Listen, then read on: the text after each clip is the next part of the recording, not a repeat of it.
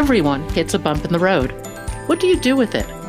Be inspired as we explore the ways people experience, navigate, and manage the ups and downs and twists and turns in this road trip called life. Welcome to another episode of Bump in the Road. The basic podcast is always free. We also have a premium subscription called Bump 2 that lets you listen in on extended behind-the-scenes conversations with our guests. Check it out at www.bumpintheroad.us.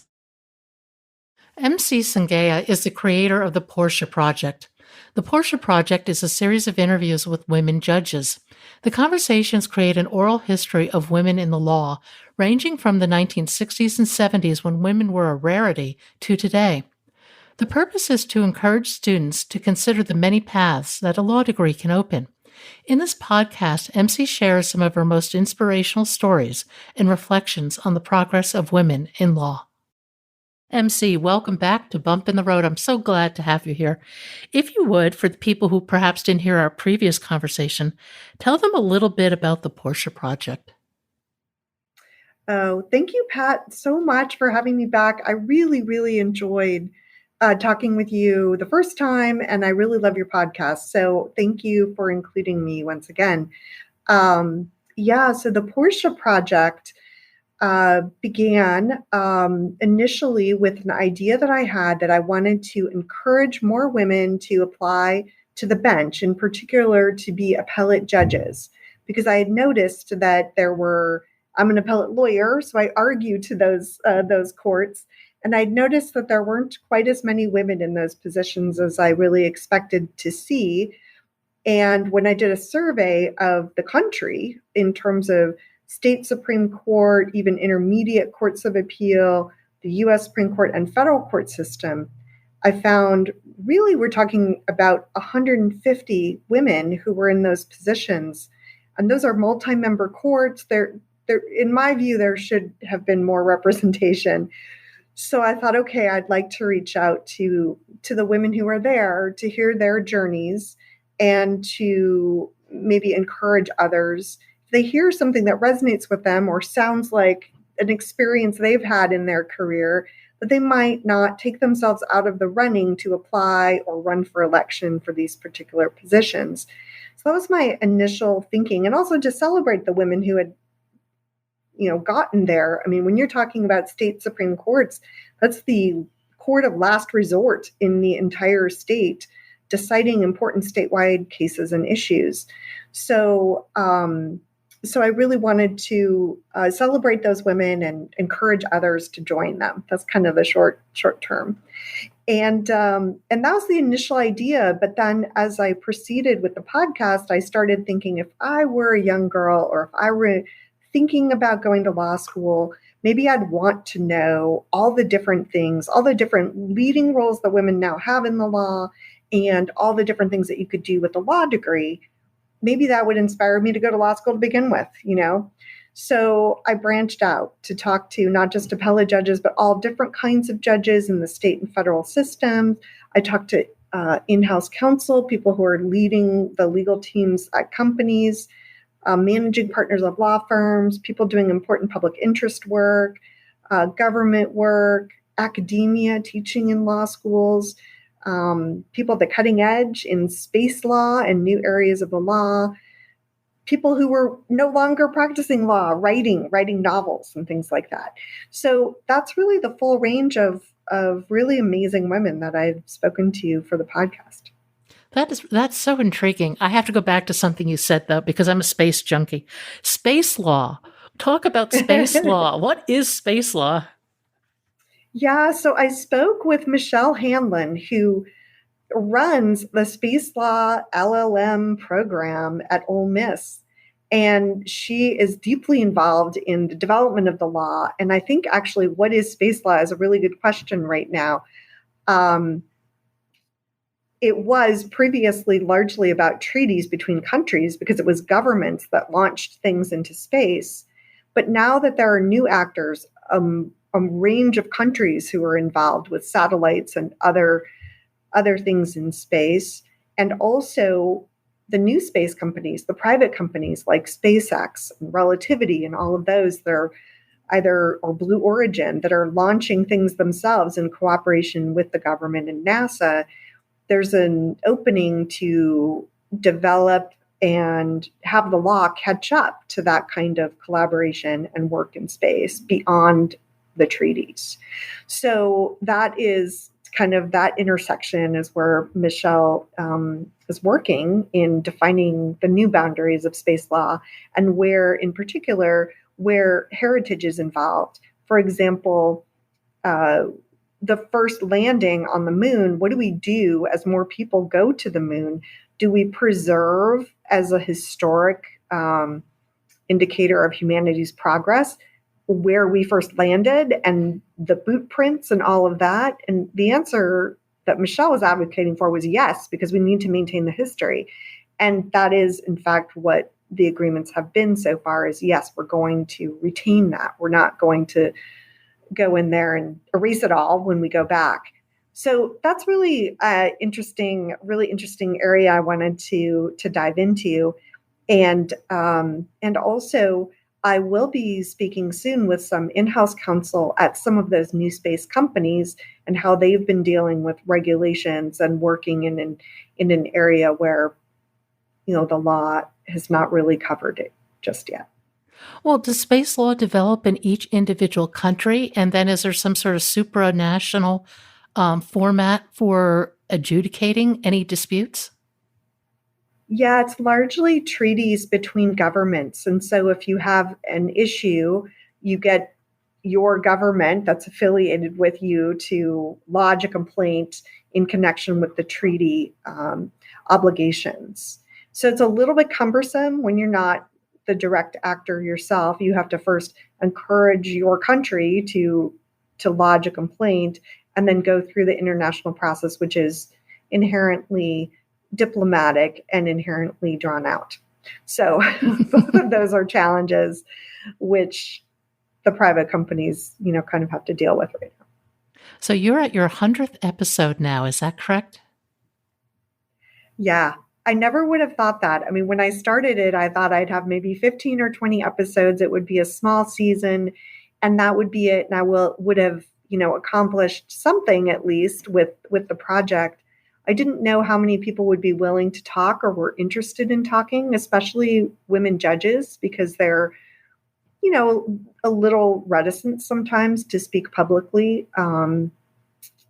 And also I just didn't know how much interest there would be. And as it turns out, it really is, it gathered a mission aspect to it that was sort of beyond me. And so now I feel like I'm just shepherding a larger mission along and I'm just the conduit for it. So it was very spontaneous. I recorded the first interviews really all in a bunch in December of 2021. And the podcast launched in February. And even before it launched, and right after the interviews, people were referring other people to come talk to me and to be on the podcast. So it wasn't like, oh, we have a lot of ego and we really enjoyed seeing our interview out there. It's like, no, we really enjoyed this and we thought that it would be useful and helpful for others. And these other people would just be a great person to talk to share their story. And when that happened, I'm like, well, as long as the judges want to talk, as long as these other women also want to share their stories, then I'll do it. And so that's really kind of how we got to the 100 episodes so quickly too, was I really only planned on having one episode a week, but we started dropping 2 a week in the spring because there were so many people who wanted to come talk and I didn't feel it was appropriate to tell, particularly like a Chief Justice of a state Supreme Court, thank you so much for interviewing with me. In 1 year, your interview will be out. So I didn't think that was right. What are some of the best interviews? I don't want to say best because they're all good. What are some of your favorite interviews? Yeah, it's hard. We were talking about this before, Pat, right? Well, I'll say overall, the most amazing thing about doing this, particularly with you have to understand, like, judges of any type being vulnerable as they are on the podcast and talking about their experiences, it's just not something you usually see. They're very formal. Judges as humans, that's just not something you really get to see very often. And I think that's the value of the podcast, is that they are human beings, and you get to see the people behind the robes and the position that they have, and the seriousness with which they take their position, but also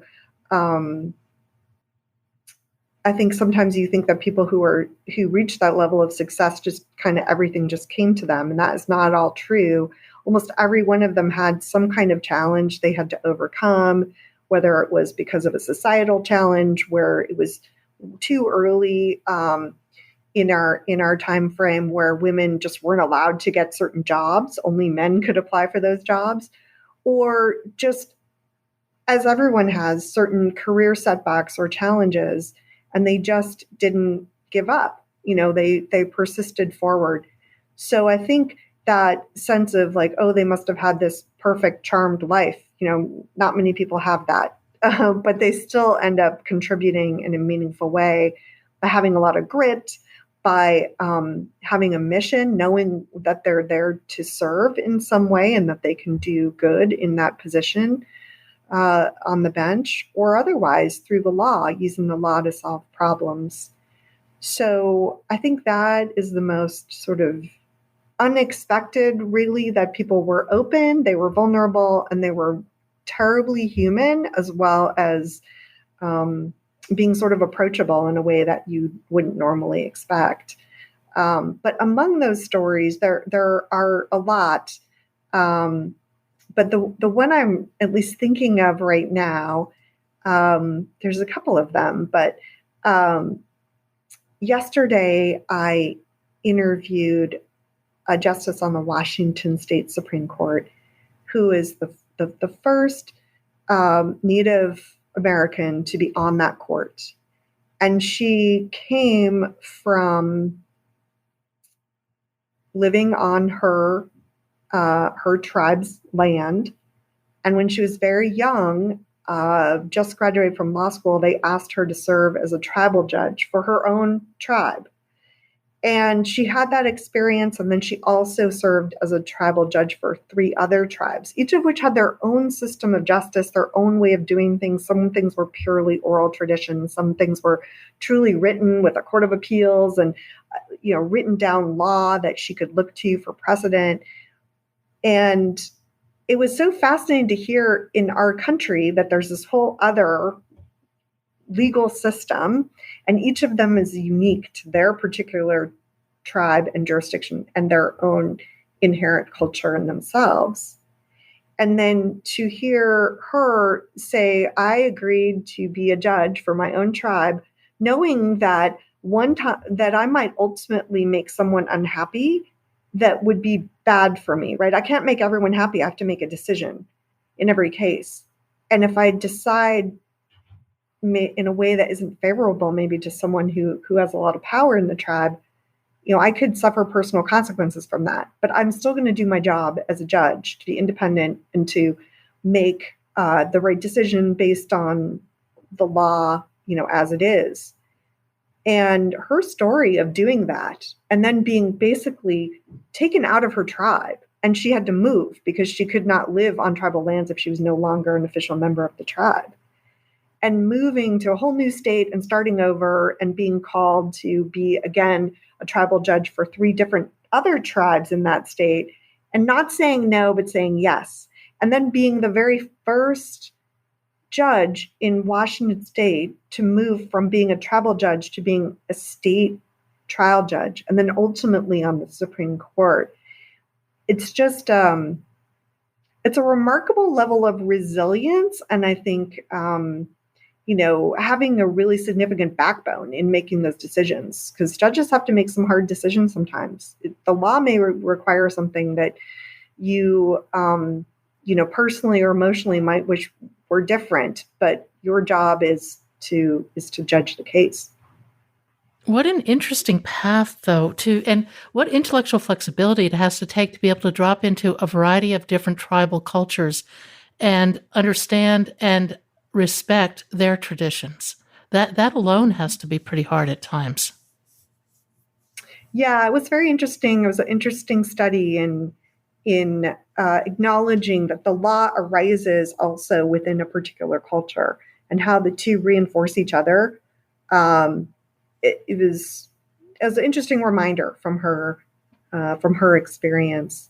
But anyway, I just thought she was someone who had a lot of fortitude, a lot of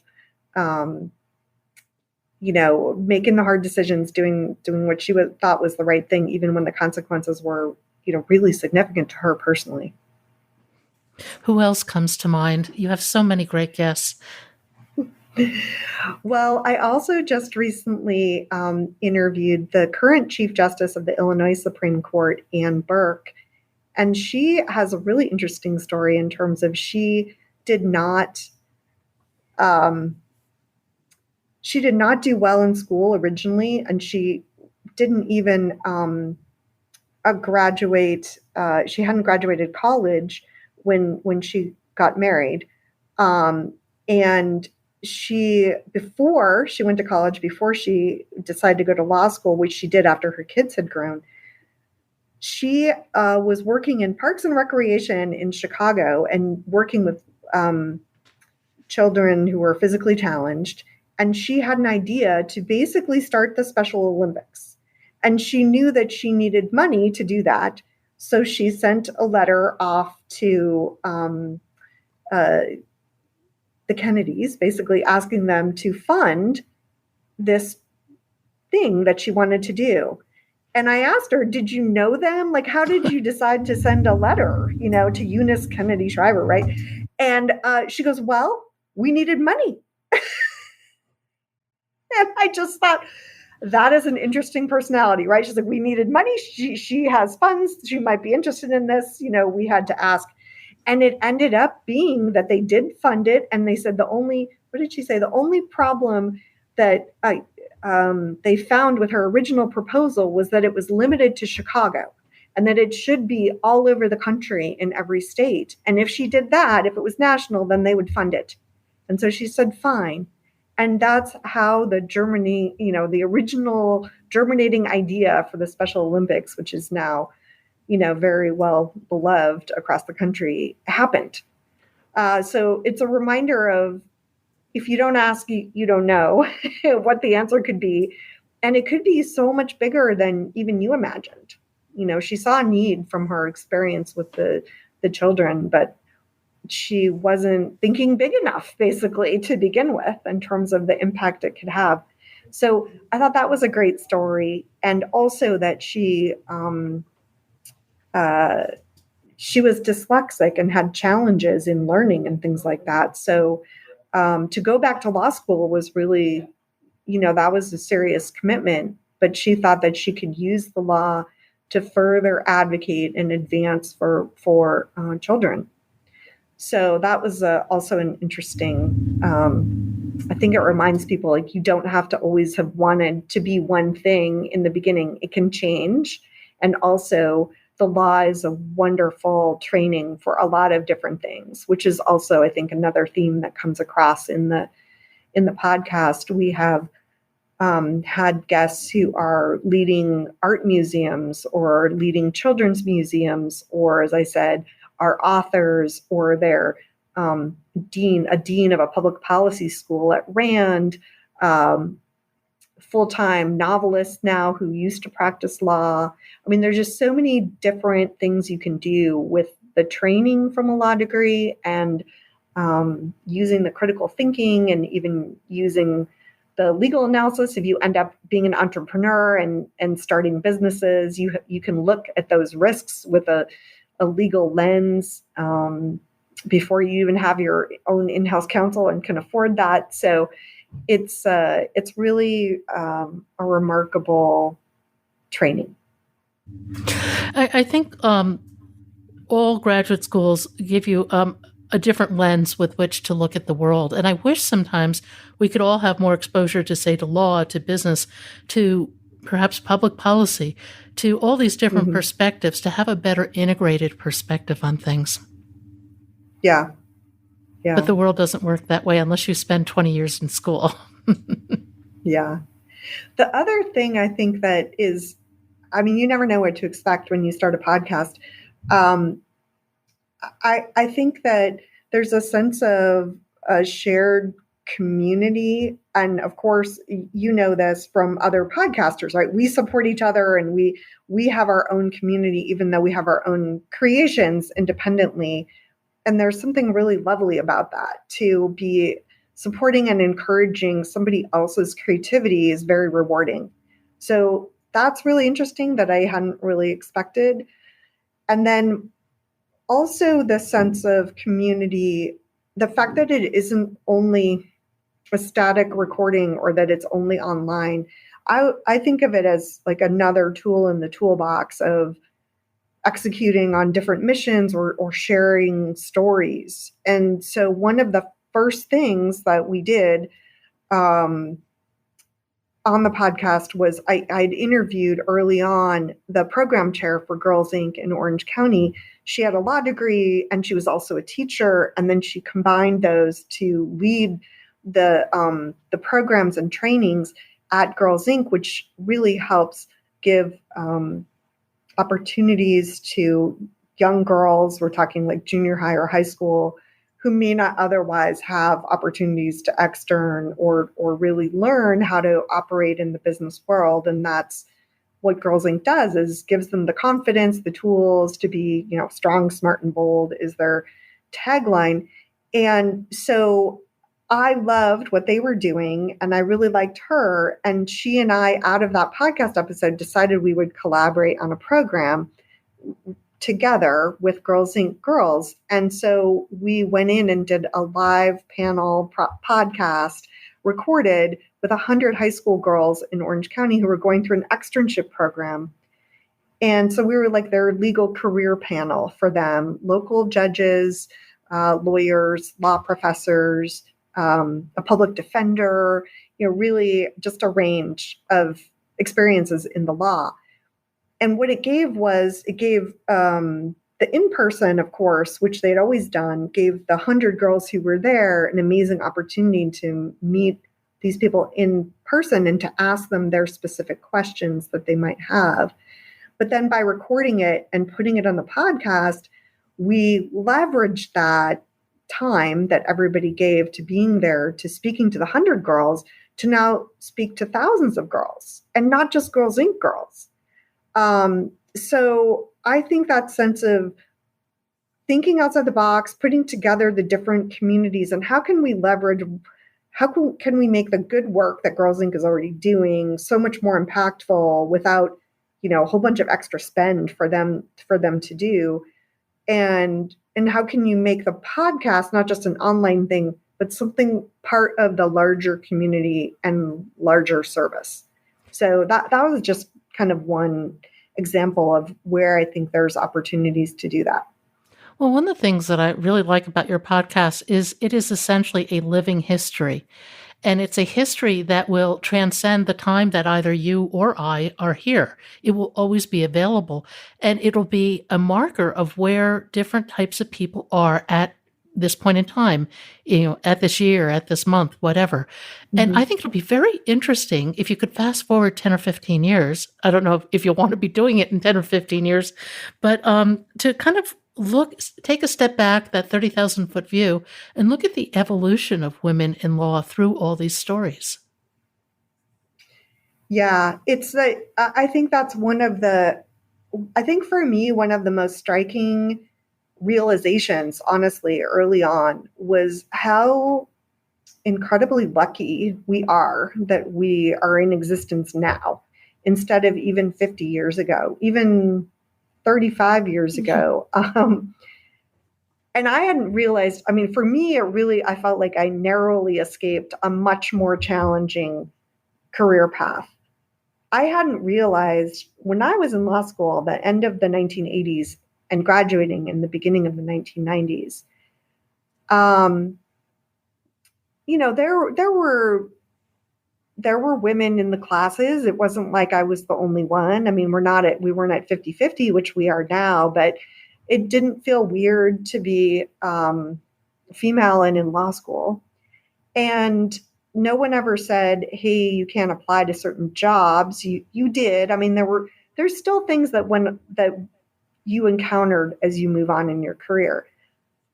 But even 10 years before, 5 years before, 3 years before, the stories of people who graduated in the late 1970s and early 1980s are 180-degree different from my experience even a few years later, because Justice Sandra Day O'Connor was appointed, the first woman on the Supreme Court was appointed in the early to mid, sort of time frame of the 1980s. And that really created a ripple effect of more women being appointed to the bench and just more acceptance of women in the profession. And some of the stories from the 1970s and early 80s of people graduating from law school and being told, like the ads say, men on law review only need apply. You can't apply for that. And even the mid 1980s, people saying their experiences of, well, some big law firms might hire women, but they clearly said, we'd never hire you to become a partner. You can't stay at the firm. You could come for a couple of years and maybe leave, but that's the best thing we'll offer you. And now, on the podcast, I'm interviewing women who are running those firms, managing partners of big firms, small firms. It's so radically different, but even more important was radically different in that 10-year time period of the 1980s into the 1990s, that the entry to the profession had just completely changed in that time frame. And how narrowly I missed some of those really significant entry challenges. Now, our generation encountered, still not too far down the line, a few years in, oh, hey, there's still some challenges here. What is that thing I'm bumping into? Oh, I think they call it the glass ceiling. So it was a little surprising for us because we didn't know it was still there. But at least that entry and that whole experience in law school was just so different. Getting the first job, all of that was so different from the folks just before me. So I don't think I realized how recent that shift was, particularly for me. And I hope that does tell the story of each of these individual stories, and their timing tells the story of women's progress in the profession and in the professions over the last 40 or 50 years pretty well. I interviewed Bobby Gibb recently. She's a wonderful person. She was the first woman to run the Boston Marathon in 1966, and she ran it by sneaking into the race because women were not allowed to enter the race, and it was common knowledge that a woman couldn't run a mile, much less 26 miles. Mm-hmm. And she really, really upset the apple cart. But she originally had wanted to go to medical school and was told she was too pretty. She'd take the place of a man who needed to support her family, etc. Fast forward just a few years. I'm not sure just when she went to law school. I guess late 60s or so. She went to law school and, continued to confront a lot of the issues that you're bringing up. She eventually went into kind of an environmental law type of practice, in that she loved the outdoors, she loved nature. It was a piece of her heart, running in nature. So she was able to combine that love with a career path. Mm-hmm. But the things that she faced, running, applying to schools, societal prejudice, it's just mind-boggling. Yeah. Yeah, I mean, I'm hoping that difference will encourage people who are entering now, people who are in college now or entering law school. It can be, a little discouraging sometimes, but to compare that to say, okay, these people who had all these really initial challenges and even going to law school or getting their first job, nonetheless became, U.S. Supreme Court justices or state Supreme Court justices. If they can overcome that, at the very beginning of their careers, we can take on the challenges that still exist. We don't we can at least get into the profession, and we can start down the path. The path still may be pretty murky or muddy or kind of go off sides at some point along the way. There's still challenges as we ascend in our careers. Certainly in law firms at the partner or equity partner level, that's still true. There's not as many women, and there haven't been for a very long time. That number has not really changed very much. It's kind of hovers around 16% of the equity partners at law firms are women. Non-equity partners, more like 25 to 30%. But equity is sort of the highest of the level where you own part of the firm, and that still is a challenge. It's still a challenge to have women be in those positions. So we still have some things to address. I do think one of the most interesting descriptions of those challenges was from one of my former colleagues in a law firm, but also now a trial judge in California. And she described women's career paths, especially in the law, as needing to involve a lot of lateral moves in order to kind of go up that career path. And the reason she said that's not more necessary for women than men is that people can only foresee or imagine or see women's potential for a short period of time. They can only see where you're going to be in 2 to 3 years. They can't see your long-term potential. And so they make decisions based on that short term, and that limits your possibilities in a place. So you need to keep moving, because if you move to another place, that group's going to see you 3 or 4 years out, and you go to another place and that group will see you, maybe 3, 4, 5 years out, and you'll get those opportunities to get training and to grow as they see that. I thought that was really a remarkable way of describing it, because I've seen that.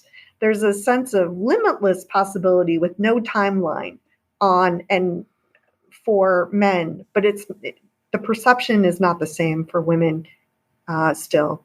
I think there's an inherent illogic in that. And and here's what I see. If you see a man today and you can project what he's going to be, that's kind of limited. If you see a woman today and you can't project where she's going to be, that's unlimited in a very good way. And that's an interesting turning that on its head there, Pat. I like that. But it's everybody promotes based on potential. So it only depends on how far into the future people can see your potential. But I thought that was an interesting thing, because I've definitely seen that. I wouldn't have framed it that way, but I've definitely seen that over and over, where there's a sense of a potential, generally a man's potential, and they don't have to have actually demonstrated that they've achieved anything along that path of potential. They just have this potential that they can see. They're going to develop business. They're going to be great with clients. They don't have any clients, but we just know they're going to be great, in 10 or 15 years. And a woman in that position would be like, she doesn't have any clients. She doesn't have this. We have no guarantee that she's going to get them. Not make partner. The other guy would make partner. He has 0 in his column, but it doesn't matter, because somebody sees that potential down the line. And that's kind of what I think this particular guest was getting at. But I thought she had a beautiful way of describing it as kind of forgiving people and just recognizing their limitations. They can only see so far without sort of some tangible showing of that.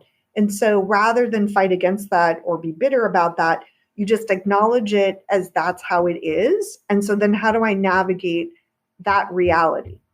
And I just thought there was something really kind of beautiful about that. Like, I'm acknowledging everybody has their pros and cons, their weaknesses and strengths, and this is kind of how it works out. So this is how I'm going to navigate it.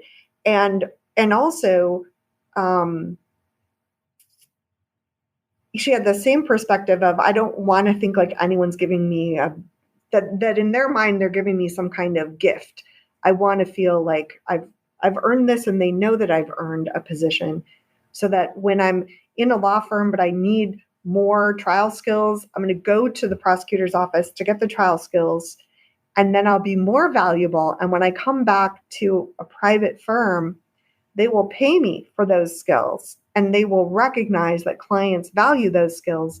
And then I won't have to sort of tussle over the pay and rank and all of that. I will have earned it. And in their eyes, tangibly, they'll see that I earned it. It's maybe a little more old-fashioned approach to it, but it was very interesting. It's always interesting. Like, the psychology of some of this stuff is so interesting. Well, and I think that that type of psychology actually drives back to the fact that so few women are equity partners in firms. And I think you see this across the landscape, not just in law, that women get to a point, maybe in their 40s or so, they have great experience, they're very valuable, but the system isn't working for them anymore. There's a sense of disquiet that there has to be another path forward.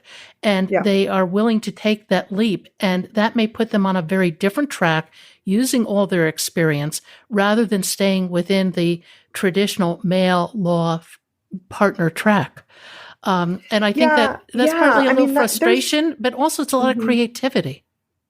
Yeah, that's kind of freeing. Like, it's frustrating, but it's kind of freeing. You're like, okay, yeah, no, this is not going to change. So, maybe I need to make a change.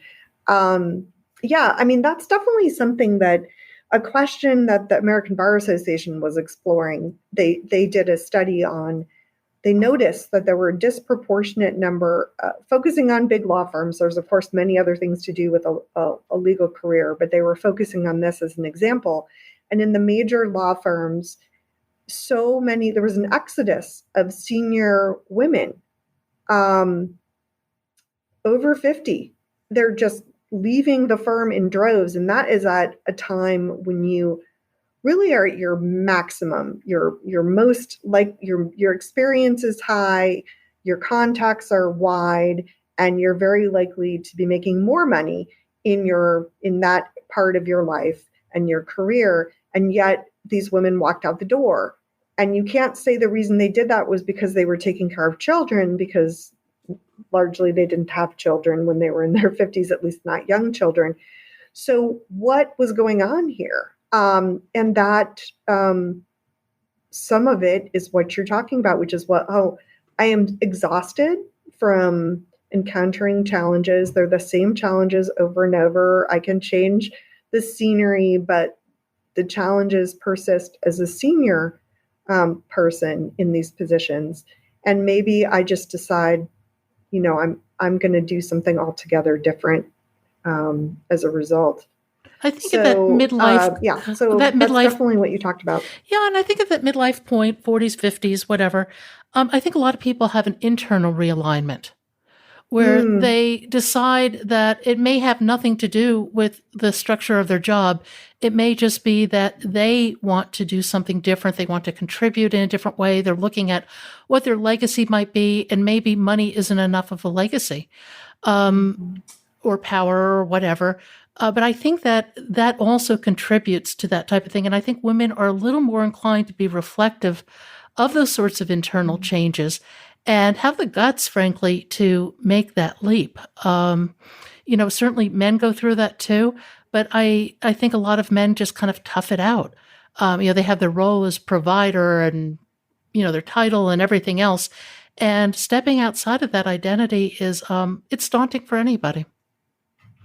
Yeah, that's a good point. Also, a couple of the podcast guests had mentioned that, where they were, practicing at a high level as a trial lawyer, but something significant happened in their life, whether their parents got, ill, or their husband died, or something, some big thing changed, and they reevaluated, where they are and what was important to them and what they wanted to accomplish.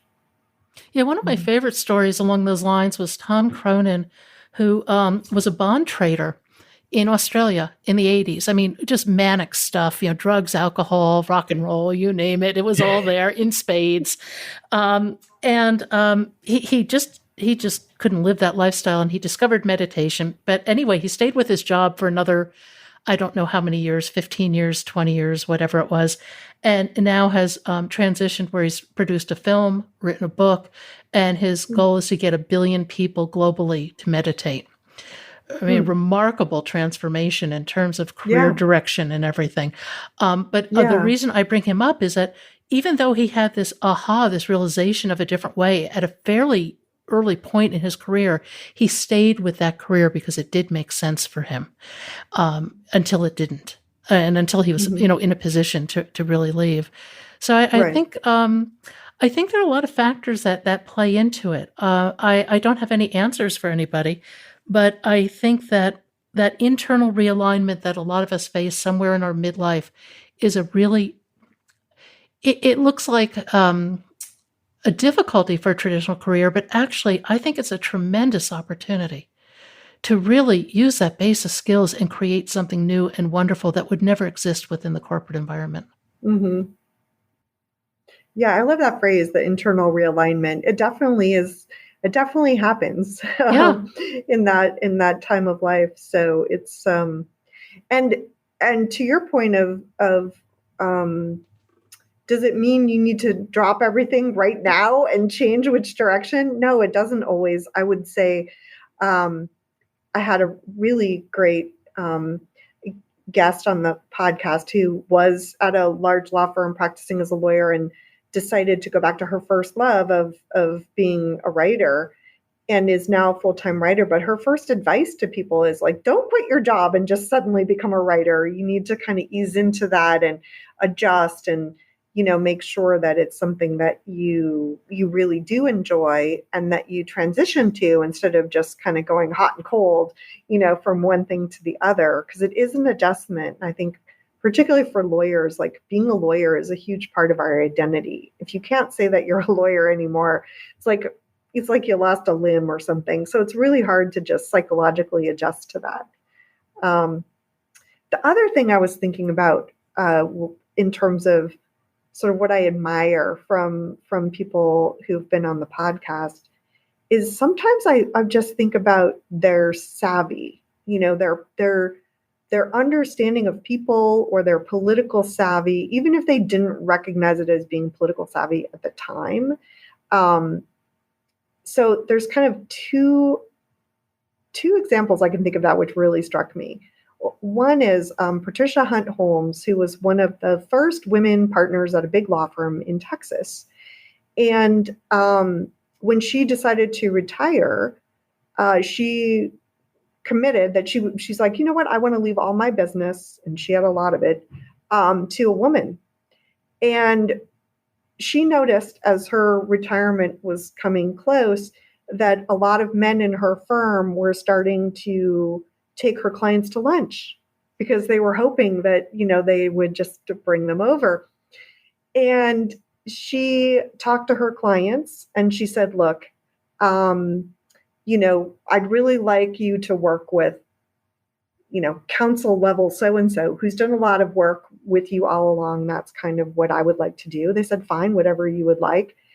And then she went to the firm and said, well, you can either give her the work and make her partner, or she can go somewhere else with those clients, or I can send that work all over to every law firm within the jurisdiction, but it's not coming to you. But it's your choice, whatever you like. And so that's how she did it. She gave all of that to another woman. And she said, that's one of my proudest moments that I did that, but also how she saw it and kind of outmaneuvered it, And that, of course, requires very tight relationships with your clients, but she's able to do it. Another person I was thinking of was the member of the Washington State Supreme Court I mentioned, the first Native American on the court. Her appointment was controversial because it's very unlikely that a tribal judge would even make it to the state trial court. So her state trial court appointment, she knew, was likely to be challenged. Someone would challenge her and put her up for election after the appointment. And she was trying to think about ways to be ready for that, ready to, go up for election or possibly prevent that from happening. And so she had like the most elaborate investiture and party that you have ever seen for that level of court. She invited everyone so that the level of support was very clear. The governor introduced her and said how proud he was of the appointment. Every one of the tribes in the area had representatives. Like everybody was there showing that they were on board with this appointment. Like it's not that she's unsupported.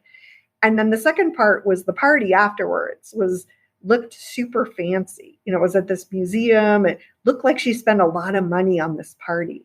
And the concept, she didn't, but the concept of that was, I have a lot of money, I can raise money, and if you're going to challenge me, it's going to cost you because I can raise the money for an election.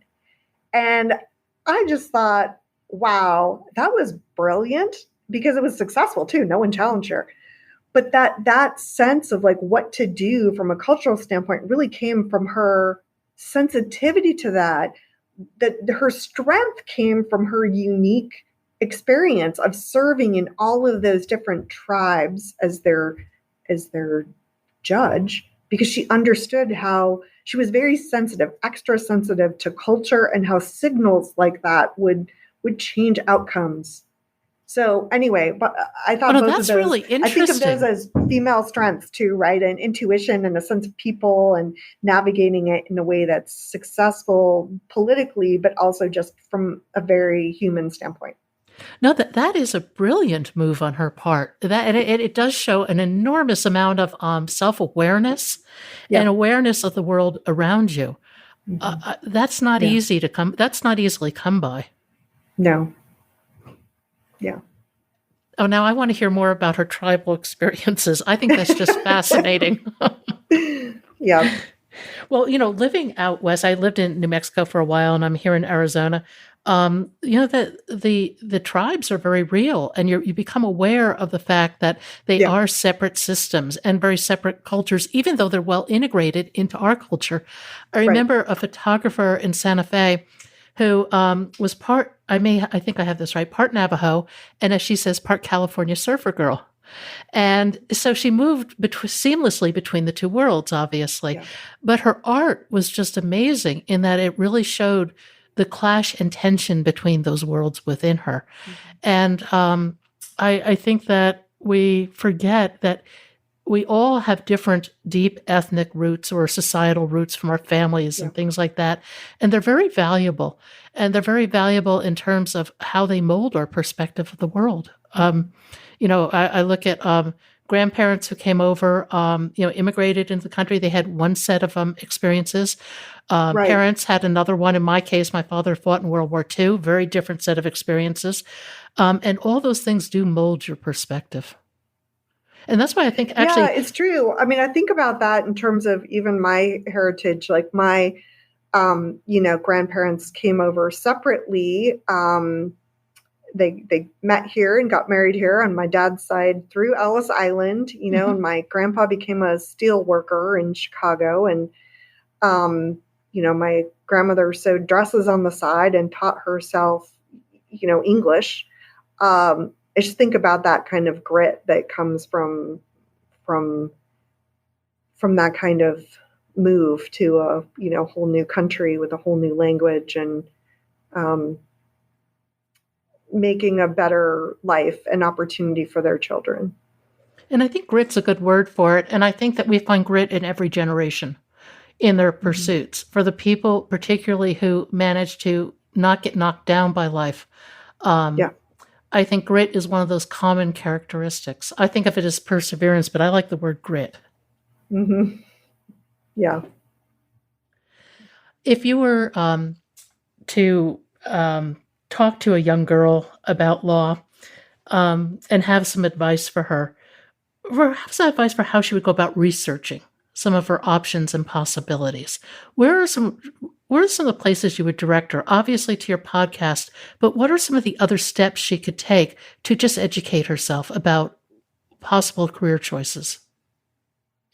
Yeah, well, I think I would say there was really good advice, and I saw it in action at the Girls Inc. event, but good advice from the Illinois Supreme Court Chief Justice, who said, hey, the really practical thing is to go see things in action. You can go to court. I mean, courts are, unless it's a private hearing or something, or it's closed for some reason, you can go to a court and sit in the audience and listen to the hearings or watch a trial and find out, is this interesting? Is this something that you're interested in? And there's all different kinds of cases and trials going on: criminal, civil, probate, family law.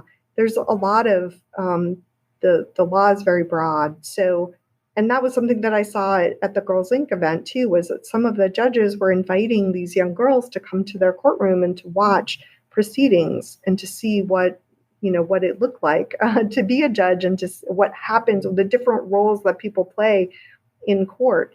So I think that's a really underappreciated resource, right? The courts, now that we're not in COVID, they're open. You can go and actually sit in the courtroom. And I think that's very different than watching the Zoom hearings or things like that have been going on for the last couple of years.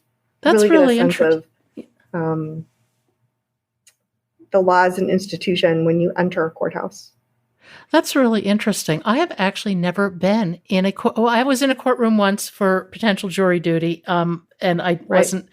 I forget what happened, but anyway, I didn't go on to jury duty. But I have never been in a court in action. Actually, that's a great idea. I might do that. Not jury duty though. But yeah, but you might go do that now, Pat. I put it out to the universe. I should not have done that.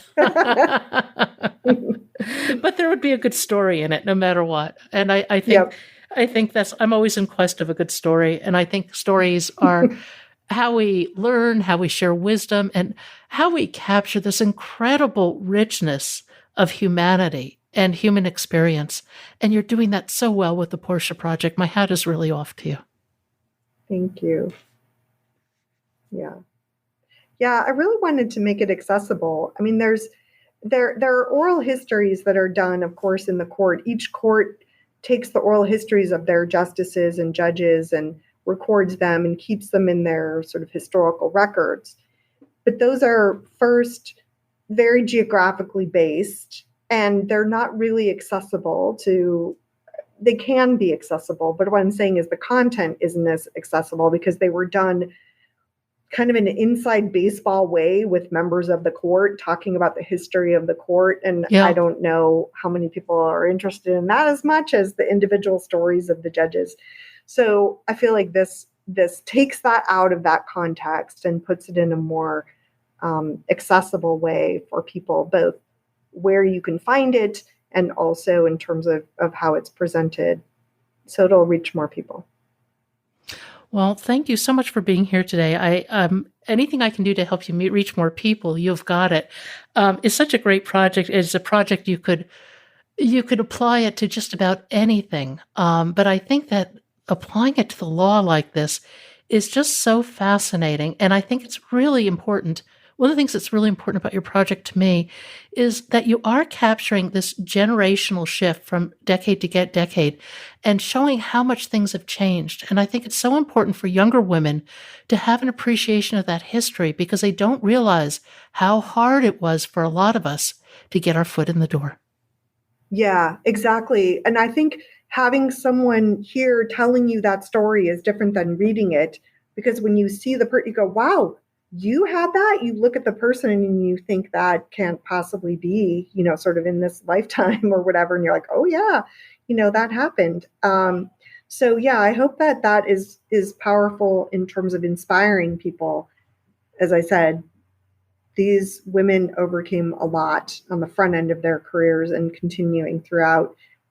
And thankfully, as a result of that, young women don't have those same initial challenges, and hopefully who knows where they can go and how far they can break out and fly, not having to encounter those challenges early on.